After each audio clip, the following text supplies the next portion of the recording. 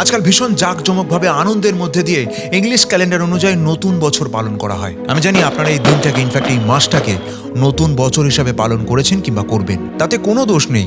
তবে একটা কথা মাথায় রাখবেন, শুধুমাত্র ক্যালেন্ডার বদলালেই কিন্তু নতুন বছরের আগমন হয় না। এই দিনে না ঋতু বদলায়, না প্রকৃতি নিজের গতি পরিবর্তন করে, না মাটি নতুন প্রাণের জন্ম দেয়। জেনে রাখুন, কেবলমাত্র হিন্দু নববর্ষের ক্যালেন্ডার তৈরি হয় সূর্য ও চন্দ্রের গতির ওপরে নির্ভর করে, যা সরাসরি ঋতুচক্র, কৃষিকাজ আর প্রকৃতির গতি পরিবর্তনের সঙ্গে যুক্ত। মহারাষ্ট্রে গুড়ি পাড়ওয়া, কেরলে বিশু, তামিলে পুত্থানুরু আর বাংলায় যাকে বলে পয়লা বৈশাখ।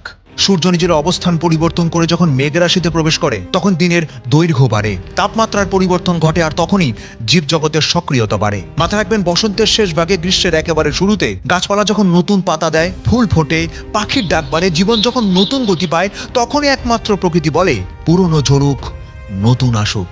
আমাদের এই ভারতীয় সভ্যতা কৃষি নির্ভর, তাই নববর্ষ মানে পুরনো ফসল ঘরে ওঠা, নতুন কৃষি বর্ষের পরিকল্পনা, জমির প্রস্তুতি শুরু করা। এর জন্যই তো হাল খাতা, নতুন খাতা, ব্যবসা ও কৃষিতে নতুন হিসাব। নববর্ষ মানে তো যে 5 তত্ত্ব দিয়ে আমরা সৃষ্টি হয়েছি, অর্থাৎ জল দিয়ে স্নান, আগুন দিয়ে প্রদীপ জ্বালানো, সূর্যকে প্রণাম, মাটিকে প্রণাম, মনে মনে আকাশকে ডাকা। আরে নববর্ষ মানে তো নিম পাতা, তেতো মিষ্টির মিশ্রণ। নববর্ষ মানে তো ইলিশ আর পান্তা ভাত। আর তাই তো আমাদের হিন্দু নববর্ষ শেখায় সময়ের সাথে নয়, প্রকৃতির সাথে বদলাতে।